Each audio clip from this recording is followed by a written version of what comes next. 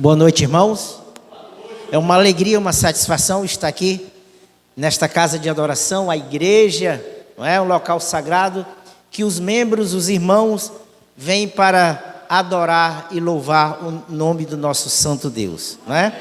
Quantos aqui estão presentes que são visitas na nossa igreja? Tem alguém? Olha aqui, temos o irmão Admilson. Deus seja louvado, irmão Admilson. O irmão Admilson é torcedor do Flamengo, agora está jogando o Flamengo, mas ele veio adorar o Senhor, amém? Amém.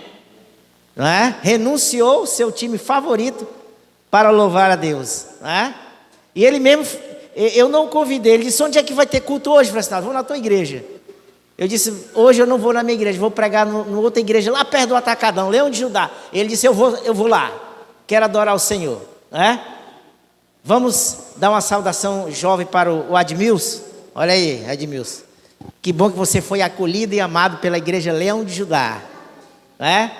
Então, essa aqui é uma das igrejas adventistas do sétimo dia que temos aqui em Porto Velho. Toda vez que você sentir o desejo de vir aqui, você será acolhido, né? Pois é, irmãos, nós estamos aqui, né? Quero agradecer ao irmão que orou pelo mensageiro. É muito relevante, importante o irmão vir aqui e se levantar e interceder pelo mensageiro, não é? Agora vamos orar pelo estudo da Bíblia. Obrigado, irmão, pela oração. Agora vamos orar pelo estudo da palavra. Santo Deus, Pai, Criador e Redentor, obrigado, porque agora vamos abrir a Tua palavra.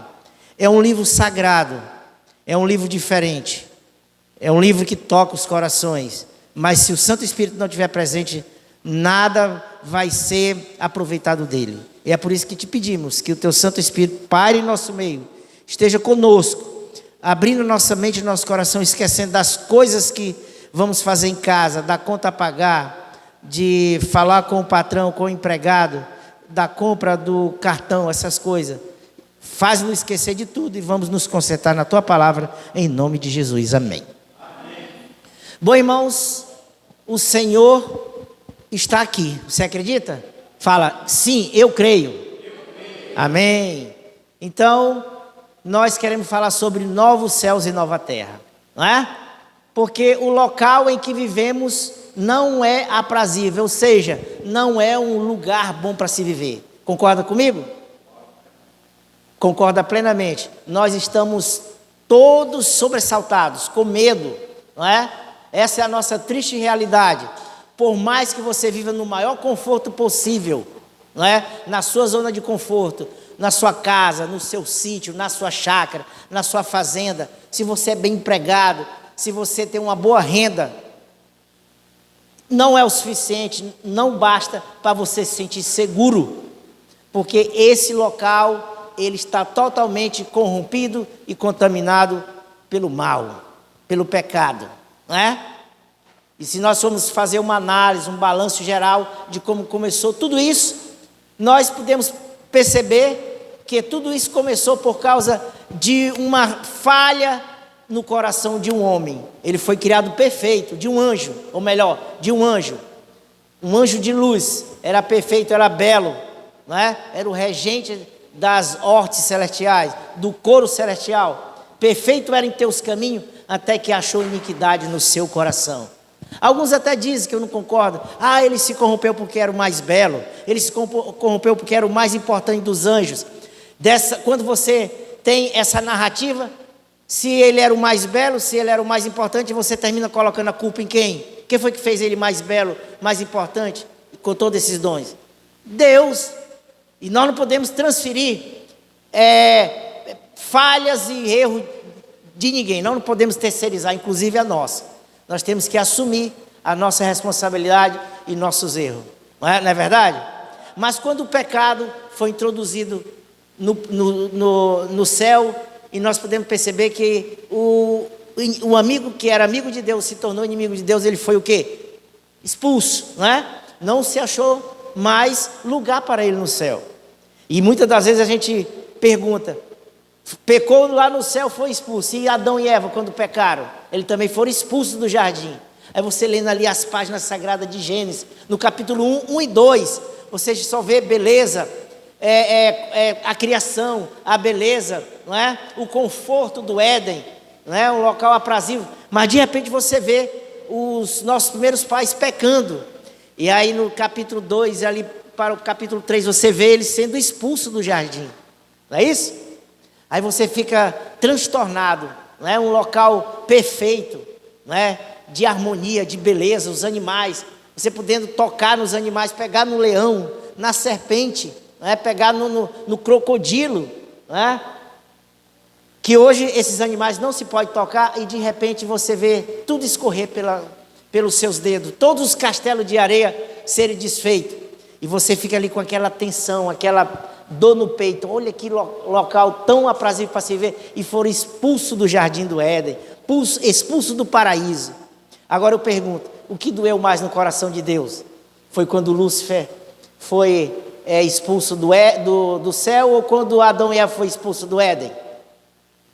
Será se dá para mensurar, medir a tristeza de Deus? Quais dos dois foi que mais impactou o Senhor na expulsão? Eu acho que não. Eu acho que os dois, né? Eles amavam todos os seres que ele havia criado, né? Se nós formos aqui, a gente lamenta muito nossos primeiros pais, mas Deus lamenta todos os erros e os pecados das pessoas. Mas o que dizer, né?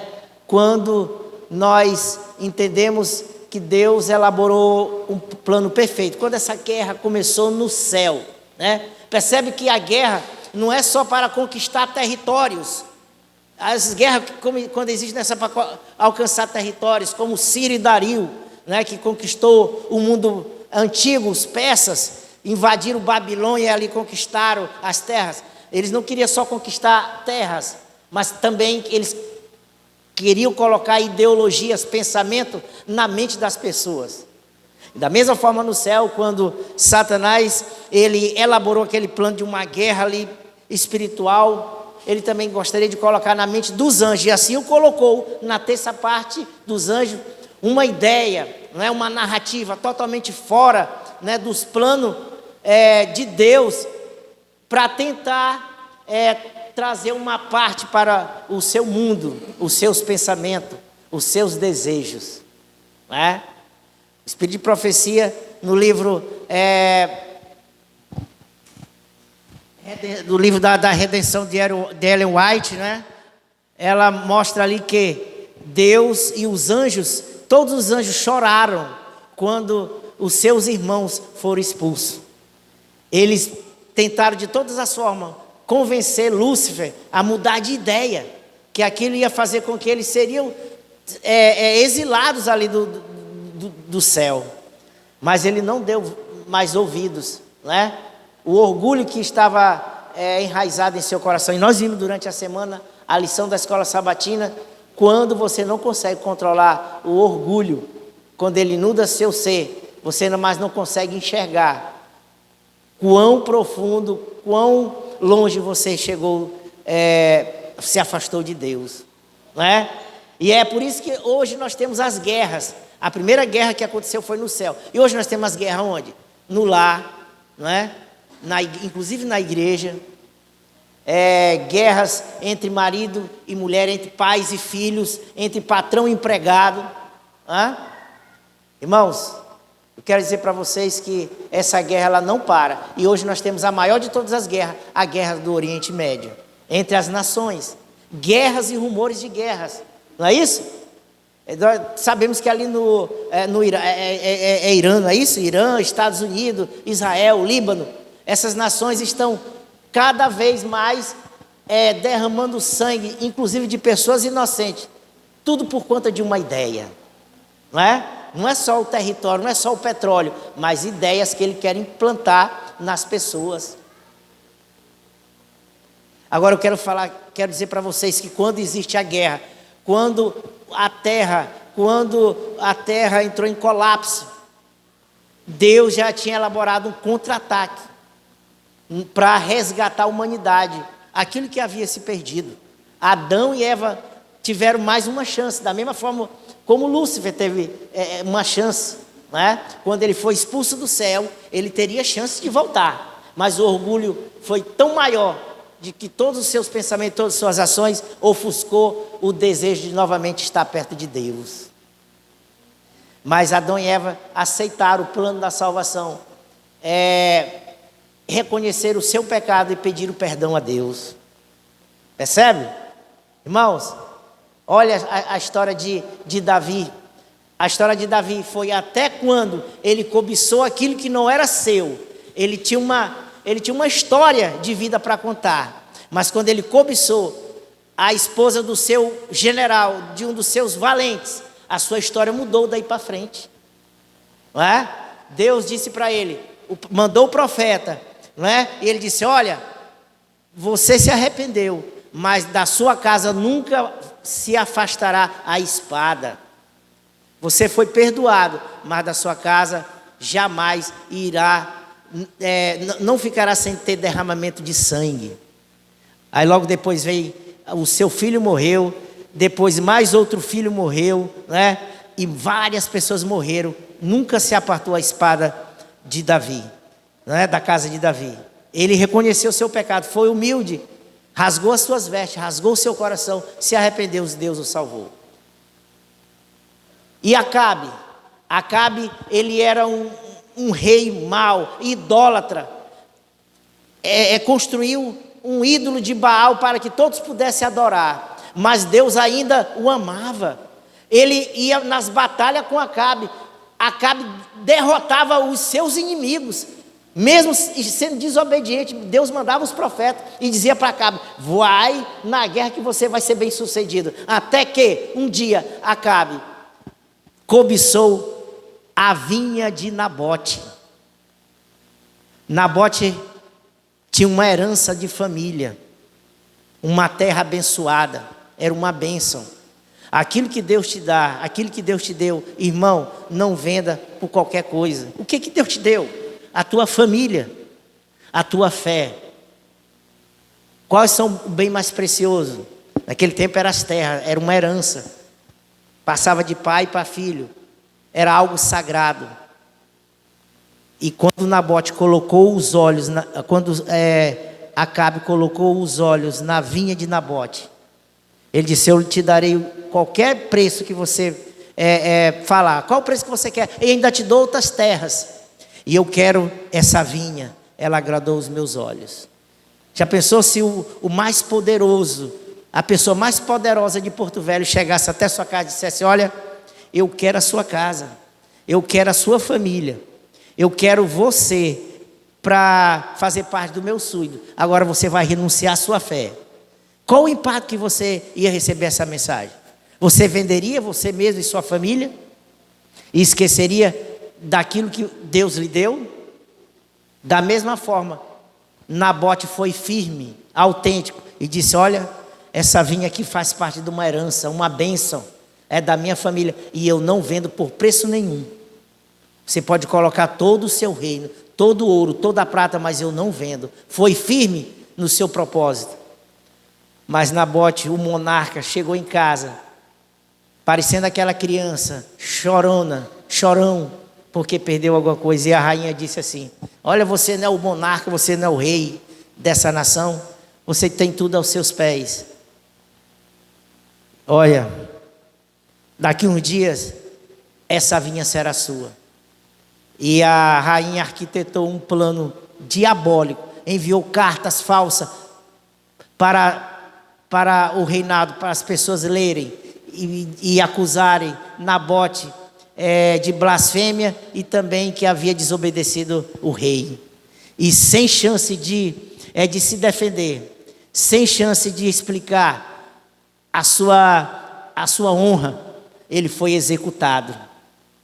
Um sangue inocente derramado, simplesmente por conta de uma cobiça, não é? Algo que não pôde controlar. Da mesma forma que o inimigo não controlou o seu orgulho e sua ambição de fazer o seu trono maior do que Deus, hoje nós temos também a chance de controlar qualquer coisa que pode invadir o nosso coração. Deus dá a chance, assim como disse para Caim: você precisa controlar seus desejos.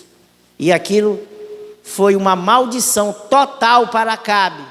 O profeta foi designado para dizer: olha, no lugar, em Jezreel, na cidade onde você derramou sangue inocente, também você será totalmente exterminado. Os cães vão lamber o sangue de você e da sua família nessa cidade. Você percebe que Deus não tolera quando as pessoas são injustiçadas. E no trono de Deus, as pessoas que serão julgadas, ali terão o sangue das pessoas, os mártires do passado, que derramaram sangue inocente, as pessoas que derramaram sangue inocente. Deus vê os mínimos detalhes. Deus não se fecha para os mínimos detalhes que você e eu temos neste planeta Terra diante das guerras. Deus não esqueceu da família de Nabote. Um caso isolado, que talvez as pessoas nem sabem, que foi totalmente injustiçado. Um homem que não blasfemou contra o rei, e nem tampouco contra a corte. Foi apedrejado sem direito de resposta. Percebe? A cobiça, quando alcança o coração, se a pessoa não pedir a Deus para enxergar a loucura que faz, pode trazer consequências desastrosas.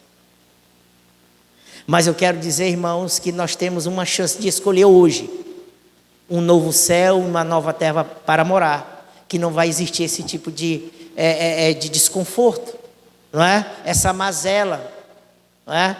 Quantas pessoas inocentes, todos os dias você vê no noticiário o que ocorre diante do mundo carcomido pelo pecado, carcomido pelo mal, pela desgraça, pela indolência, não é? Pelas injustiças. E o que se pode fazer? Quase nada. É no campo social, no campo político, no campo jurídico. Cada vez mais o homem está se vendendo, comprando e sendo vendido por migalhas, por coisa que não vale nada.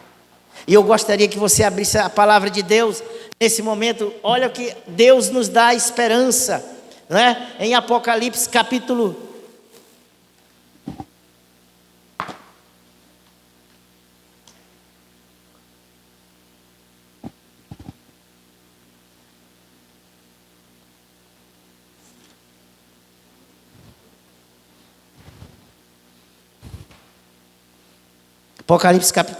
20.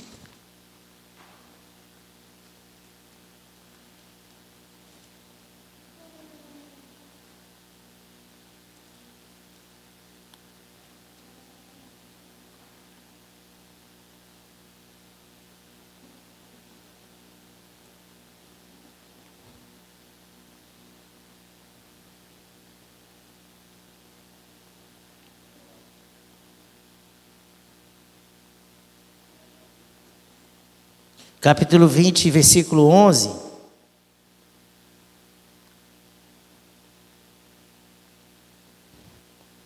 Aqui nós vimos aqui o juízo final. E vi um grande trono branco, e o que estava assentado sobre ele, de cuja presença fugiu a terra e o céu, e não se achou lugar para eles.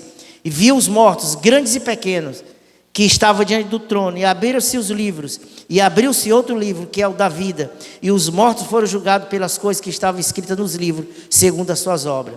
E deu o mar, os mortos que nele havia, a morte e o inferno deram os mortos que nele havia, e foram julgados, cada um segundo as suas obras. E a morte e o inferno foram lançados no lago de fogo, e esta é a segunda morte. E aquele que não foi achado escrito no livro da vida, foi lançado no lago de fogo. Então nós podemos perceber aqui no grande juízo final, não é? Só há dois tipos de pessoas: aqueles que estão escritos o seu nome no livro da vida, e aquelas pessoas que não estão escritas no livro da vida, ou seja, no livro da morte, não é? Todos nós temos agora a oportunidade, o livre-arbítrio de escolher, não é? Nessa grande batalha espiritual, nessa grande guerra que existe. E nessa guerra espiritual, irmãos, ninguém está isento. Você não é apenas um espectador olhando como se está olhando ali o Jornal Nacional mostrando a guerra no Irã. Olha, estou olhando, olha, hoje morreu mais gente, hoje morreu 15, 50, 60. Não, você não é um espectador. Na guerra espiritual você faz parte. E a guerra é na sua mente. Não é?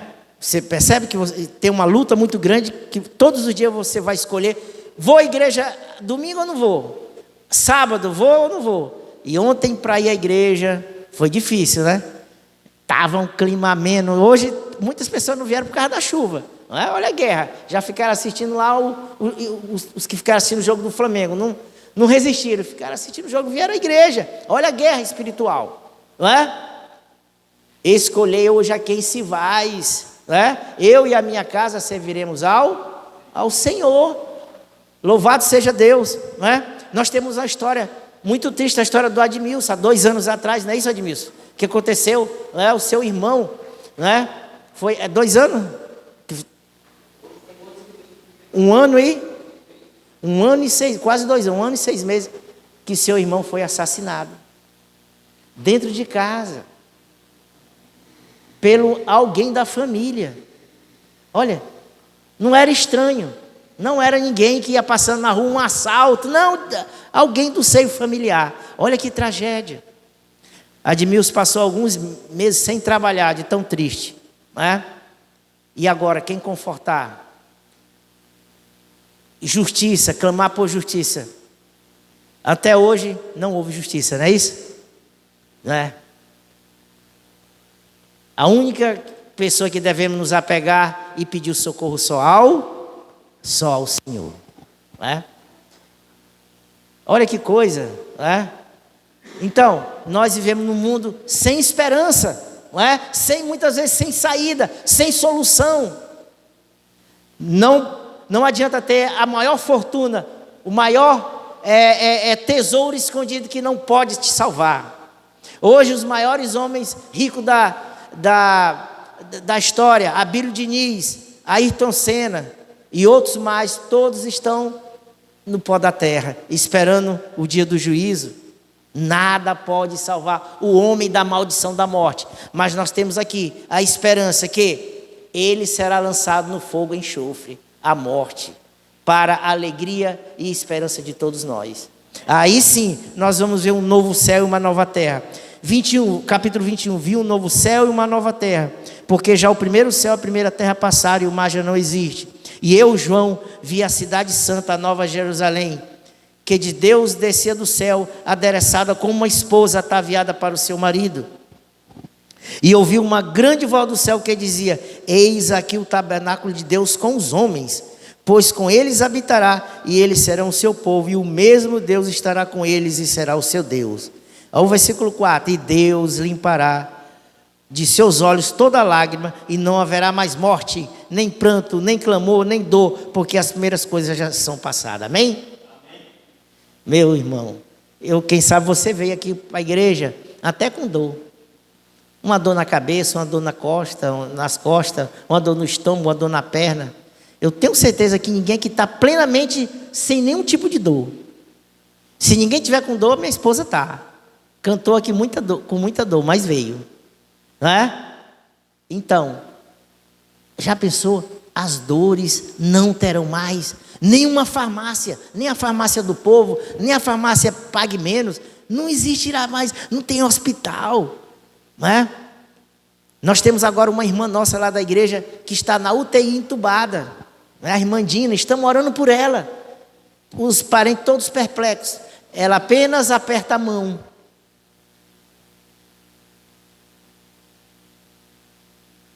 Né? Esse tipo de situação não vai ter. Não vai ter mais curso de medicina, porque não vai precisar de médico. Não vai ter mais enfermagem. Imagine, não vai ter mais prisão. O carro da polícia andando de um lado para outro para pegar os bandidos. Não vai ter mais isso, irmão. Olha que paz, que tranquilidade. Não vai ter ninguém mais para cobiçar a tua vinha. A tua herança é tua, é de Deus. A tua coroa. Guarde agora aquilo que você tem, para que ninguém tome a tua coroa. Amém? Olha que coisa interessante. Também tem a Kelly, uma amiga nossa, que é esposa do sobrinho da minha esposa. Ela levou um acidente ano passado. Já está com mais de 6 meses lá no hospital, faz cirurgia, faz de novo e volta, nem volta, fica lá, dá infecção na perna. E uma menina nova, não tem nem 25 anos.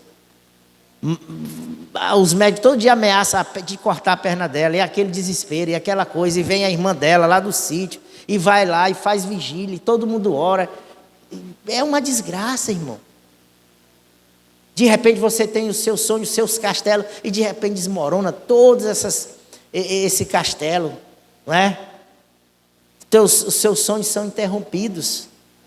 Tudo por conta de um mundo sem segurança, não é? O que estava sentado sobre o trono disse: eis que faço nova todas as coisas. E disse-me: escreve, porque estas palavras são verdadeiras e fiéis. E disse-me mais: está cumprido, eu sou o alfa e o ômega, o princípio e o fim. E a quem tiver sede, de graça lhe darei da água à vida. Quem vencer, herdará todas as coisas, e eu serei seu Deus, e ele será o meu filho. Amém? Olha que herança maravilhosa. Uma herança que ninguém pode tomar de você.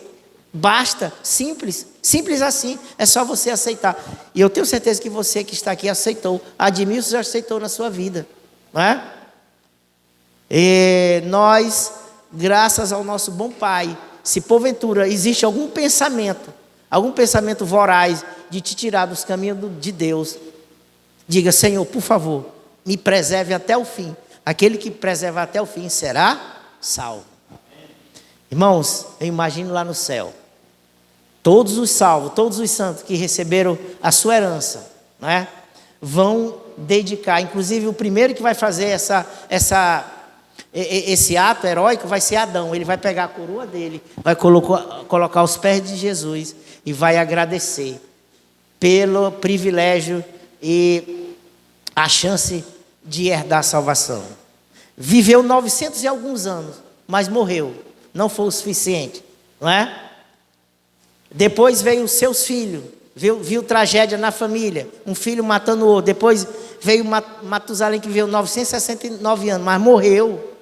Essa vida é tão efêmera, tão passageira, que não vale a pena, de forma transitória, querer viver de forma sem nenhum tipo de responsabilidade. Vai perder o céu, não vale a pena, não é? A Zaide novamente vai cantar uma música, dizendo que essa música diz o seguinte: meu mundo não é aqui. E a partir do momento, quando você ouvir essa letra, meu mundo não é aqui, você vai olhar levar teu pensamento a Deus e dizer: Senhor, eu sei que meu mundo não é aqui. Eu preciso mudar muito. Eu preciso estar contigo, não é? Para que o Senhor me dê essa herança, esse novo céu e essa nova terra, um local onde habita a justiça, que não haverá nem morte, nem dor, nem pranto, porque as primeiras coisas passaram. Vamos ouvir essa música?